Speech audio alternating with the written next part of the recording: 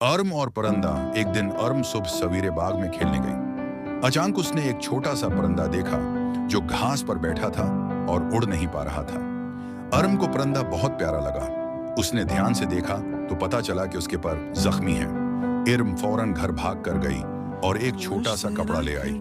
उसने परंदे को आराम से उठाया और कपड़े में लपेट कर घर ले आई। उम्मी ने अर्म की मदद की और परंदे के पर दवा लगाई। इर्म रोज उसका ख्याल रखती, उसे दाने डालती और पानी पिलाती। कुछ दिन बाद परंदे के पर ठीक होने लगे। अब वो हल्का सा उड़ने की कोशिश करता था। अर्म बहुत खुश हुई। एक दिन अर्म ने देखा कि परंदा आसमान की तरफ देख रहा है। अर्म ने कहा, क्या तुम वापस उड़ना चाहते हो? परंदे ने चहचहाहट की जैसे हाँ कह रहा हो। अर्म ने आहिस्ता से परंदे को खुली जगह पर रखा और कहा, जाओ, आजाद रहो। परंदा उड़कर दरख्त पर जा बैठा और मीठा सा गीत गाने लगा। इर्म खुश हो गई कि उसने परंदे की मदद की